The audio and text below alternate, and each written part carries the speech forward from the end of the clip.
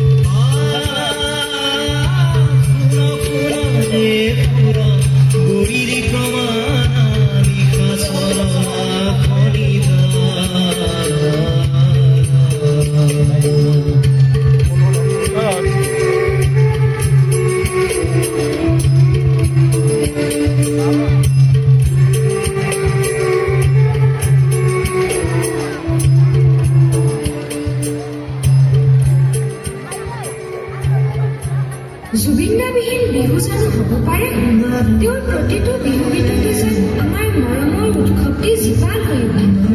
তেওঁৰ বিহু গীতৰ তালে তালে যেন সকলো ডেকা বুঢ়া উৎফুল্লিত হৈ উঠে।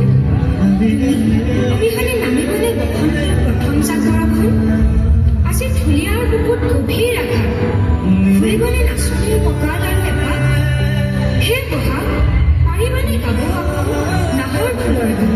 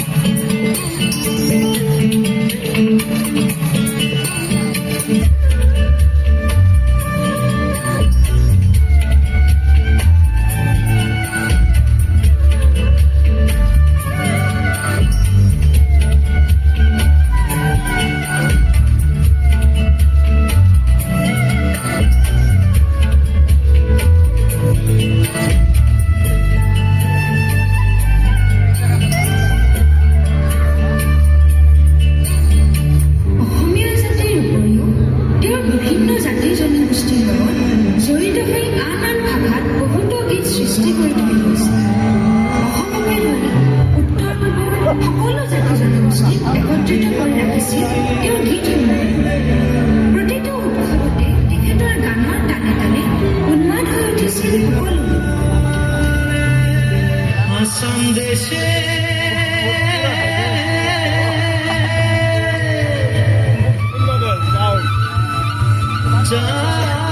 যাইকে বাগানে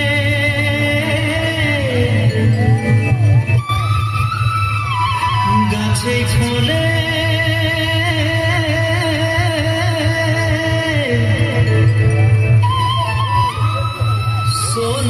সোনার পারে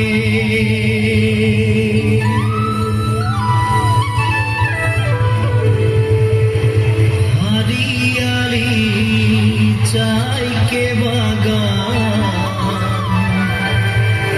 मोरे धनी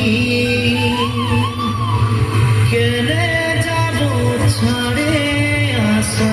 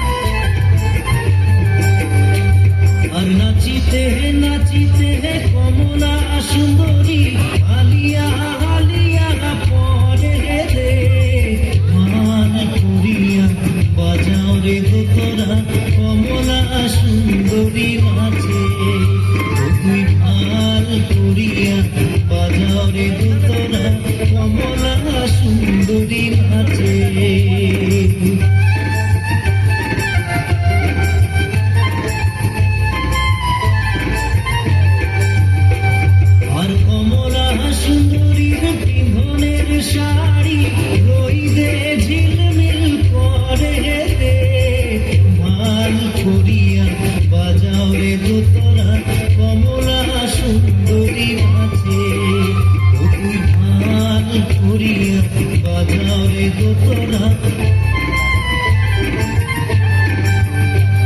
আর কমলা সুন্দরীর কানের সোনা নাচিয়া যাইতে ধলে ভাল করিয়া বাজাও রে দোতরা কমলা সুন্দরী নাচে ও তুই ভাল করিয়া বাজাও রে দোতরা এ বাড়ি হাতে ওই বাড়ি গেলুম ঘাটায় চিপচি পানি আর গাগুরির ভিজিল জামা জোড়া কইনার ভিজিল শাড়িতে ভাল করিয়া বাজাও রে দোতরা কমলা সুন্দরী নাচে ও তুই ভাল করিয়া বাজাও রে দোতরা কমলা সুন্দরী নাচে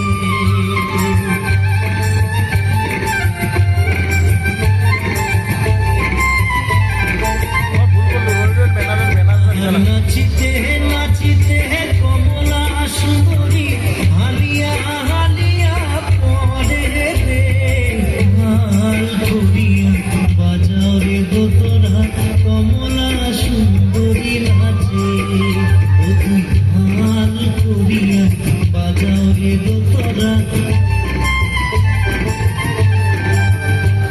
জুবিন দাই অসমৰ বাহিৰেও চলচ্চিত্ৰ জগততো খলকনি তুলি থৈ গৈছে এটাৰ পিছত এটা তেওঁ সমাজখনক গৈছে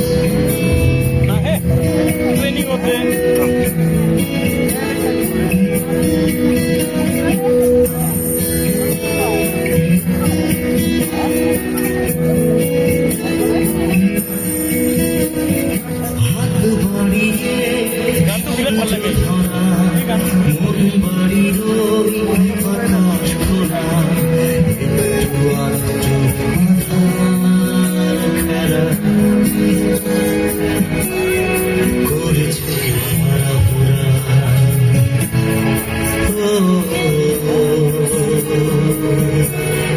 করেছে হারা পুরা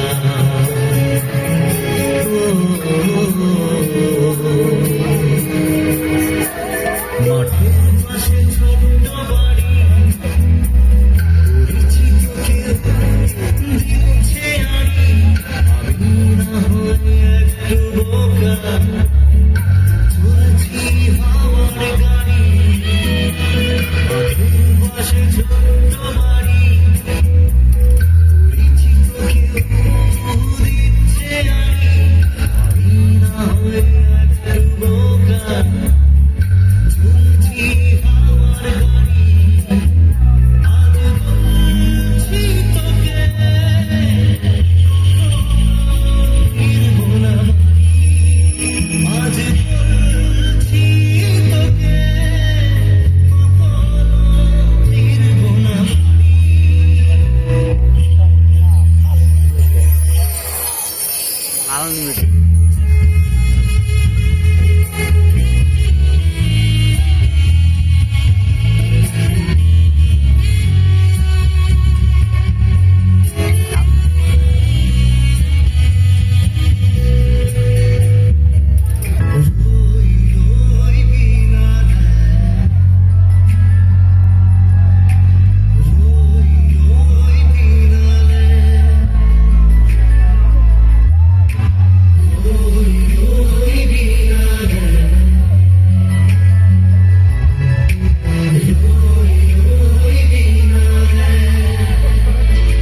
দেউতাৰ দৰে হোৱা হলে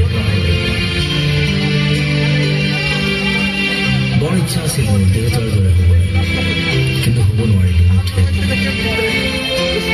মোৰ দেউতা সেউজীয়া আছিল আৰু তেওঁ ভাল পাইছিল নদী হিমৰ গুৰিত বহি তেওঁ বিয়া কৰাইছিল মোৰ মাক সেইবাবে কপালত আৰু সিহঁতত মায়ে ৰঙাকৈ আঁকি লয় মোৰ দেউতাৰ পৰিচয় যদিও মোৰ মাৰ এটা পৰিচয় আছে নিজাকৈ মোৰ মায়ে বিশ্বাস নকৰিছিল তাকে তেওঁ আনকি বিশ্বাস কৰিবলৈ শিকা নাছিল মোক হয়তো কোনো মাতৃয়ে বিশ্বাস নকৰে নিজৰ সন্তানক তেওঁলোকে কেৱল ভাল পাবলৈ শিকে কেৱল ভাল পাবলৈ কেতিয়াবা আনকি বিপদজনক ভাৱে আচলতে বিশ্বাস কৰোঁ আৰু সন্দেহ কৰোঁ কেৱল সেইসকলকহে যাক আমি আমাৰ বিশ্বাসী প্ৰেমিক বুলি ভাবোঁ।